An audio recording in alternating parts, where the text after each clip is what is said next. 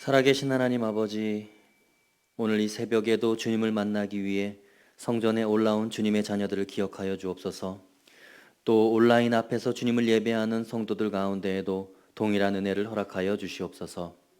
우리의 마음의 소원과 기도의 제목들이 이 시간 주님을 예배하며 기도할 때에 주님께서 친히 들어 응답하여 주옵소서. 이 시간 병상에 있는 환우들을 기억하여 주시고 친히 찾아가 주셔서 주의 손을 얹어 주시고 회복시켜 주시고 낫게 하여 주옵소서. 감사하며 예수님의 이름으로 기도하옵나이다. 아멘. 다 함께 찬송 105장 부르시겠습니다.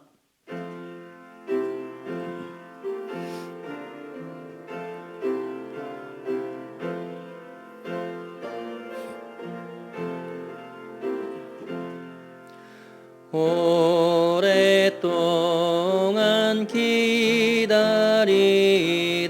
주님 강림하셔서 죄에 매인 백성들을 자유 얻게 하시네. 주는 우리 소망이요 힘과 위로 되시니 오래 기다리던 백성 많은 복을 받겠네. 모든 백성 구하려고 금으로 오시니 영원토록 우리들을 친히 다스리시네. 죄로 상한 우리 마음 은혜로서 고치고 주의 빛난 보좌 앞에 이르도록 하소서. 아멘.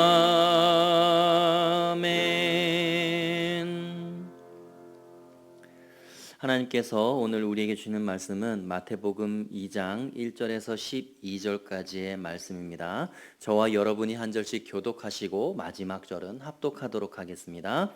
헤롯 왕 때에 예수께서 유대 베들레헴에서 나심에 동방으로부터 박사들이 예루살렘에 이르러 말하되 유대인의 왕으로 나시니가 어디 계시냐? 우리가 동방에서 그의 별을 보고 그에게 경배하러 왔노라 하니 헤롯 왕과 온 예루살렘이 듣고 소동한지라. 왕이 모든 대제사장과 백성의 서기관들을 모아 그리스도가 어디서 나겠느냐 물으니 이르되 유대 베들레헴이오니 이는 선지자로 이렇게 기록된 바 또 유대 땅 베들레헴아 너는 유대 고을 중에서 가장 작지 아니하도다. 내게서 한 다스리는 자가 나와서 내 백성 이스라엘의 목자가 되리라. 이에 헤롯이 가만히 박사들을 불러 별이 나타난 때를 자세히 묻고 베들레헴으로 보내며 이르되 가서 아기에 대하여 자세히 알아보고 찾거든 내게 고하여 나도 가서 그에게 경배하게 하라. 박사들이 왕의 말을 듣고 갈새 동방에서 보던 그 별이 문득 앞서 인도하여 가다가 아기 있는 곳 위에 머물러 서 있는지라. 그들이 별을 보고 매우 크게 기뻐하더라. 집에 들어가 아기와 그의 어머니 마리아가 함께 있는 것을 보고 엎드려 아기께 경배하고 보배합을 열어 황금과 유향과 모략을 예물로 드리니라. 다 같이 그들은 꿈에 헤롯에게로 돌아가지 말라 지시하심을 받아 다른 길로 고국에 돌아가니라. 아멘. 할렐루야. 매일 기도에 오신 여러분들 환영하고 축복합니다. 하나님의 사랑과 은혜가 여러분들 삶 가운데 늘 함께 하시길 간절히 소망합니다. 오늘 본문의 내용은 우리에게 참 익숙한 내용이죠. 예수님께서 이 땅에 오신 내용을 기록하고 있습니다. 그런데 예수님께서 이 땅에 오셨는데 이 예수님께서 이 땅에 오셨다라는 소식을 들은 사람들의 반응이 매우 다양하다는 것입니다. 구약에서 말씀으로 예언하신 하나님의 아들, 독생자 예수 그리스도, 메시아가 오셨다는 소식에 이 사람들의 반응이 어떻게 보면 완전히 극과 극으로 갈리는 것을 볼 수 있습니다. 어떤 사람들은 먼 이방 땅에서부터 와서 자신들이 정성껏 준비한 예물을 주님께 드리고 경배하고 예배하는 사람들이 있는가 하면, 또 어떤 사람들은 자신들이 유지해오던 기득권, 권력, 이거 잃어버릴까 봐 소동하고 굉장히 당황하는 그런 모습을 보이는 사람들도 있었다라는 것이죠. 오늘 본문의 3절을 한번 보시죠.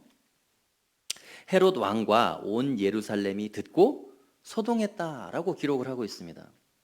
자, 유대 분봉왕이었던 헤롯, 그리고 그 주변에서 기득권을 유지하고 있었던 권력층들, 예수님이 오셨다는 소식, 진정한 유대 왕이 이 땅에 오셨다라는 소식을 듣고 그들의 반응이 어떠했냐? 소동했다라고 이야기를 합니다. 혼란스러워하고 있었다는 것이죠.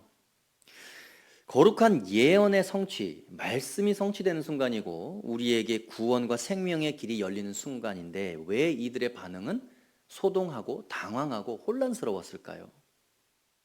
심지어는 오늘 본문에 기록되진 않았지만 아기 예수를 찾아서 죽이려고까지 했다라고 성경은 기록하고 있습니다.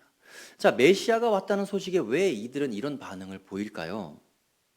그것은 중요한 두 가지 이유가 있습니다. 첫째는 자기 인생의 왕이 자기 자신인 줄 알았다가 진짜 왕이 왔다는 소식에 당황하게 되는 것입니다. 헤롯과 왕족들은 지금까지 자기들이 유대의 왕이고 유대의 권력자인 줄 알았습니다.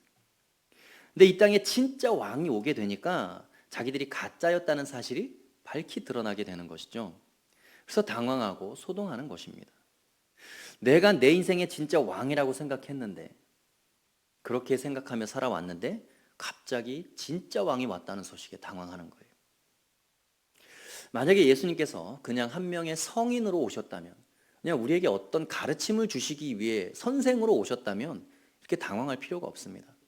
예수님의 가르침을 그냥 따르면 되고, 예수님이 우리 인생의 모델이라 그러면 그냥 본받으면 됩니다. 그런데 주인으로 왔다, 왕으로 왔다라고 하면 이게 문제가 달라지는 것입니다. 왜 그렇습니까? 내 인생 전체를 주님 앞에 드려야 되기 때문에 그래요. 주님의 말씀과 명령이 내 삶을 통해서 이루어져야 되기 때문에 내가 내 인생의 왕으로 생각하다가 주님이 오셨다는 소식에 당황하게 되는 것이죠. 여러분의 인생에서 여러분을 실제적으로 지배하는 왕은 누구입니까? 여러분 자신입니까? 주님이십니까? 여러분의 감정, 여러분의 말투, 여러분의 삶을 움직이는 태도들, 그 절대적인 주권을 지닌 존재가 누구입니까? 물론 우리는 그렇게 생각할 수 있습니다. 어차피 내 인생인데, 내 마음대로 하는 것이 당연하지. 한 번뿐인 인생인데 내 인생 내가 꿈꾸고 바라는 대로 내가 잘 이끌어갈 수 있다라고 생각을 하는데, 성경은 그렇지 않다라고 이야기를 합니다. 내가 내 인생의 주인이라고 생각하는 그 순간, 내 인생의 주인이 내가 아니라 내 안에 있는 다른 존재가 나를 지배하는 존재다라고 성경은 밝히 이야기를 하고 있습니다. 요한복음 6장 11절의 말씀인데요, 심판에 대하여라 함은 이 세상 임금이 심판을 받았음이라. 자, 여러분이 여러분의 인생의 주인이 되어서 여러분 마음대로 인생을 이끌어 가다가 심판받는 존재가 누구입니까? 여러분 자신인 줄 알았는데 아니라는 거죠. 세상에 다른 임금이 심판을 받아야 된다라고 요한복음에는 이야기를 합니다. 인간들은 자기 인생의 주인을 자기로 착각하고 있지만 성경은 절대로 자기가 자기 인생의 주인이 될 수 없다라고 이야기합니다. 내가 스스로 내 인생의 주인이라고 착각하고 있지만 그게 아니라는 거예요. 내 안에 다른 존재가 있다라고 이야기합니다. 세상 임금, 하나님 앞에 심판을 받아야 할 어둠의 영, 악한 존재, 사탄의 세력이 내 인생을 지배하고 있다라고 이야기를 하는 것이죠. 그래서 에베소서 2장 2절에서는 사도 바울이 이렇게 이야기를 해요. 그때에 너희는 그 가운데서 행하여 이 세상 풍조를 따르고 공중의 권세 잡은 자를 따랐으니 곧 지금 불순종의 아들들 가운데서 역사하는 영이라. 전에는 우리도 다 그 가운데서 우리 육체의 욕심을 따라 지내며 육체와 마음에 원하는 것을 하여 다른 이들과 같이 본질상 진노의 자녀이었더니, 이렇게 기록을 하고 있죠. 자, 내가 육체에 원하는 대로 내가 하고 싶은 대로 다 했습니다. 그런데 실제로 본질상 진노의 자녀가 될 수밖에 없었던 이유는 내 안에 다른 존재, 공중권세 잡은 자가 있다라는 거예요. 그 존재가 우리를 다스린다는 것입니다. 그러니까 쉽게 얘기하면 이런 것입니다. 여러분들은 여러분들의 인생을 여러분이 주인이라고 살아가지만 실제로는 여러분이 주인이 절대로 될 수 없다는 것입니다. 둘 중에 하나입니다. 우리 인생은 주님의 것이냐 사탄의 것이냐, 둘 중에 하나라는 거예요. 그러니까 주님의 것이 되지 못하면 사탄의 것에 사탄의 노예가 될 수밖에 없다라고 성경은 이야기를 하는 것입니다. 내가 내 인생을 지배할 수 있는 능력이 있다라고 생각하지만 실제로는 그게 아니라는 거예요. 사랑하는 성도 여러분, 우리 자신이 우리 인생을 지배할 수 있다고 생각하는 것, 그것은 큰 착각이라는 것입니다. 절대로 나는 내 인생의 왕이 될 수 없습니다. 그래서 우리에게 가장 중요하고 시급한 문제가 있다면 그것은 뭐냐? 바로 내 인생의 왕이 누구인지를 점검하는 거예요. 말씀으로 점검하고 기도로 성찰하는 것입니다. 예수님이 오신 이 기쁜 소식이 우리에게 정말 기쁜 소식이 될 수 있는 이유가 뭐냐면 바로 이 어둠의 영, 사탄의 세력으로부터 우리를 완전히 자유케 하실 수 있는 분이 예수님이기 때문에 우리에게 기쁜 소식이 될 수 있는 거예요. 그래서 예수님이 오셨다는 것은 우리에게 기쁜 소식입니다.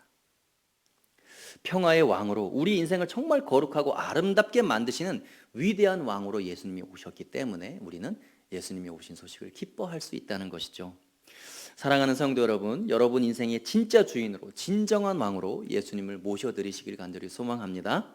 여러분의 인생의 주도권을 여러분이 갖지 마세요. 여러분이 갖고 있으면 그건 사탄의 종노릇하는 것입니다.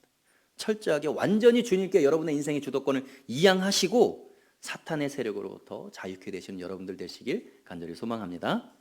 오늘 본문에서 헤롯 왕이 예수님이 오셨다는 소식에 호들갑을 떨고 소동하고 당황하는 그 두 번째 이유가 있습니다. 그것은 뭐냐면 의타적인 신앙생활을 하기 때문에 그래요.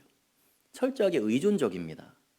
자신이 직접 이 땅에 오신 예수님을 찾아 나서야 되고 예수님을 대면해야 되는데 이 헤롯은 그럴 마음이 전혀 없어요. 예수님을 찾기를 원하고 알기를 원합니다. 진짜 이 땅에 온 그 아기 예수가 진짜 메시아가 맞는지 알기를 원해요. 그런데 자기가 직접 나서지 않습니다. 거기에 헤롯의 심각한 문제가 있어요. 오늘 본문의 4절 말씀을 한번 보시죠. 왕이 모든 대제사장과 백성의 서기관들을 모아 그리스도가 어디서 나겠느냐 물었다라고 이야기를 해요. 자, 여러분, 구약 성경에 예언의 말씀에 그대로 다 나와 있습니다. 예수님께서 어디에서 나시겠다는 걸, 메시아가 어디로부터 온다는 걸 다 성경을 읽으면 나와 있어요. 근데 구약의 성경대로 이 헤롯은 직접 예수님을 만나고자 하는 간절함이 없습니다. 메시아가 어디에서 날 것인지 성경을 읽어보면 나오는데 이 지금 헤롯은 압니까 모릅니까? 전혀 모르고 있어요. 구약의 예언서를 단 한 번도 직접 자기가 읽어본 적이 없다라는 거예요. 그게 누구를 찾습니까? 성경 전문가들을 찾는 거예요. 자기가 직접 찾고 자기가 직접 읽은 것이 아니라 남이 가르쳐준 성경과 신앙의 지식을 습득한 것을 자기의 신앙으로 착각합니다. 주님을 직접 만난 경험이 없어요. 철저하게 의존적인 신앙입니다. 그리고 7절과 8절을 보시죠. 이에 헤롯이 가만히 박사들을 불러 별이 나타난 때를 자세히 묻고 베들레헴으로 보내며 이르되 아기에 대하여 자세히 알아보고 찾거든 내게 고하여 나도 가서 그에게 경배하게 하라, 이렇게 이야기를 하죠. 메시아가 오셨다는데 스스로 왕의 행차를 자기가 찾아서 이 땅에 오신 메시아를 만나러 가야 되는 거 아닙니까? 다른 사람을 의존해서 장소를 물어보고 별이 나타난 때도 물어보고 찾는 것도 다른 사람을 보냅니다. 자기가 경험하고 자기가 만나고 자기가 기도해서 경험한 하나님의 음성이 아니고 자기가 깨달은 성경 말씀이 아니고 맨날 남이 한 얘기에 의존하는 신앙이라는 거예요. 직접 성경을 읽으면서 하나님의 음성을 듣고 기도하면서 그것이 나에게 하시는 말씀으로 내가 직접 들어야 하는데, 그래야 그게 자기 신앙이 되는데 유튜브에 돌아다니는 다른 사람 설교 듣고 거기에만 의존하고 살면은 전혀 변화가 없습니다. 그러다가 교회만 왔다 갔다 하면서 시간이 흐르면 절대로 신앙은 성장하지 않습니다. 성경을 정말 자기가 직접 읽고 하나님을 자기가 직접 만나야 돼요. 그래야 자기 신앙이 되는 것입니다. 자기가 직접 눈물 콧물 흘리면서 하나님을 찾고 기도하면서 주님을 만나야 돼요. 응답되는 시간이 길더라도 그 인내의 시간을 기다리면서 주님을 갈망해야 합니다. 그게 자기 신앙이 되는 거예요. 여러분이 알고 있는 하나님은 여러분만의 하나님입니까? 여러분이 직접 만나신 하나님이에요? 아니면 남들이 했던 말 속에 있는 하나님입니까? 직접 만나셔야죠. 신앙은 여러분 간접 경험이 불가능합니다. 간접적인 경험은 여러분 아무런 의미가 없어요. 내가 나의 하나님을 내가 직접 찾고 내가 직접 만나야 되는 거예요. 헤롯의 문제는 바로 거기에 있었습니다. 사랑하는 성도 여러분, 의타적인 신앙생활에서 벗어나서 하나님의 말씀을 직접 읽고 직접 깨닫고 직접 찾기를 바랍니다. 그래서 직접 하나님을 대면하시길 바라요. 그래서 인내의 시간이 필요하고 응답의 시간, 기다려야 하는 시간이 길다 할지라도 여러분 각자의 하나님을 만나시고 직접 삶으로 반응하시고 응답 받으시는 여러분들 되시길 간절히 소망합니다. 함께 기도하겠습니다. 살아계신 하나님 아버지, 의타적이고 의존적인 신앙생활에서 벗어나서 살아계신 하나님을 직접 우리의 삶의 현장에서 만나며 체험하며 경험할 수 있는 복된 인생 되게 하여 주옵소서. 우리의 인생의 참 주인이신 하나님만을 바라보며 그렇게 살아가는 인생이 되기를 원합니다. 우리의 인생의 진정한 주인 되신 예수 그리스도를 왕으로 모시고 살아가는 믿음의 백성들 다 되게 하여 주옵소서. 감사하며 예수님의 이름으로 기도하옵나이다. 아멘.